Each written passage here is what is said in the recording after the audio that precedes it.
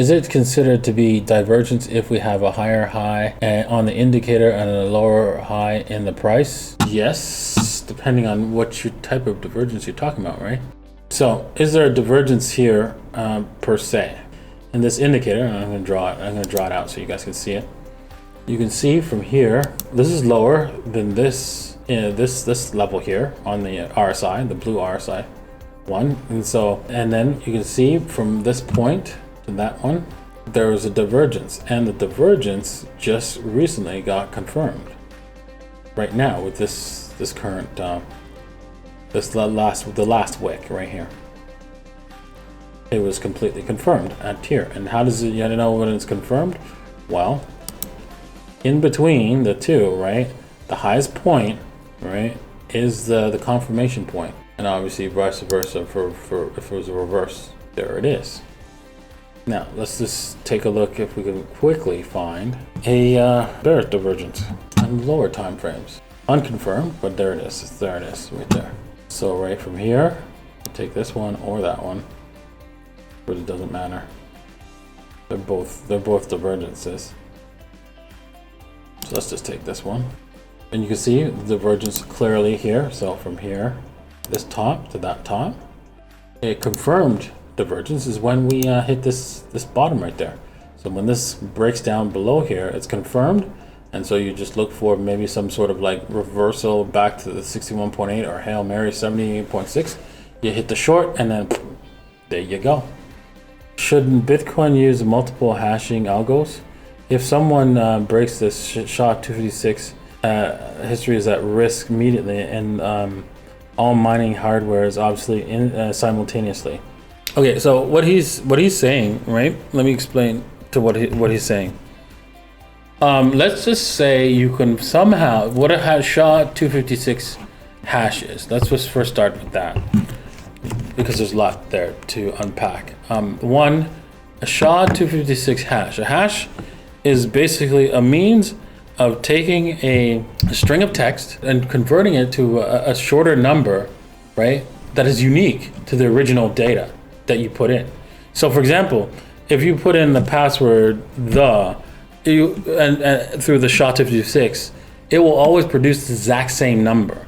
So every time you give the word the, for example, THE, it would output the same number every single time. So they match each other.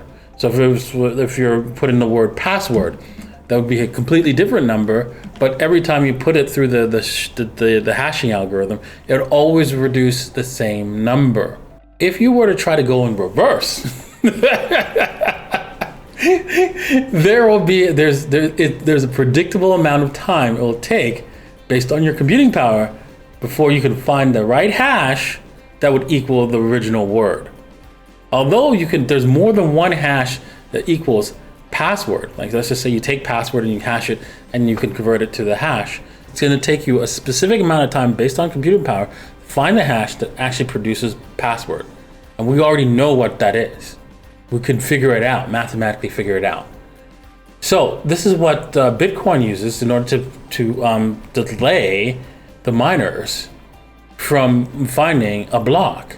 Is they tell the miners to find that hash that equals all the transactions that you have, and that basically they just say, okay, just the number of zeros and leading zeros in a number in that number, so they can easily figure out how long it will take you to figure it out.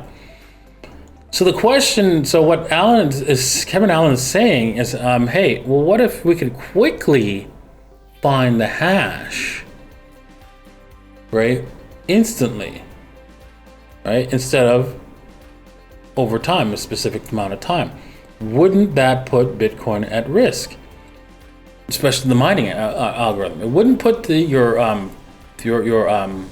coins at risk. It would put the whole Bitcoin algo at risk, because now everything in the history can change if you can actually figure out how to instantly find the hash of a specific data set, right? So you want to find, hey, you know what, I want to find the word password in the 256 hash. I can do it like that. instead of like forever. The problem is, right? There's no mathematical formula to do that currently. It's always like, I'm going to try this number, I'm going to try this number, I'm going to try this, I'm going to try this, I'm going to try this, I'm going to try this. It's always just a, you know, shot in the dark, I'm going to try this kind of deal until it comes up with the right value, right? And so that's the only way that it's being done currently, right? You have to hash it every single time, run through the hash and check to see, hey, does this work? Does this work? Does this work? Does this work? Does this work? Does this work? Over and over again. And I don't see how someone could, is it possible that someone could come up with a reversal of the 256 cash where you could actually just use a formula to figure it out?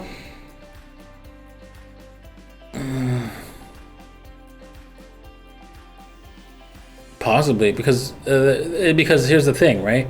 The way we're using the hash, right? You're trying to find a one word. You're actually trying to find zeros in front of a number. So you could, everything else can be random. So let me just write it out for you guys. So what Bitcoin's trying to do in its algo, it's not trying to find a specific word or a specific phrase. No. So that makes it susceptible to a possible attack through mathematics, right? What it's trying to do when you're doing a hash for the protocol, it's trying to go, okay, these numbers zeros, and then any numbers, anything that after that is fine, up to a certain point, right? It can be any random number, any kind of random set of values. That's all it's doing, right? You keep trying. Now, can someone figure out a mathematical algorithm to give you some sort of value that has that's equal to this? Yes, they probably could, because there's multiple answers to that question, multiple. So it's possible. But I don't know what. So let's just say, I don't know what the probability of that. So the question then hashing becomes a problem, right? We have to change the SHA-256,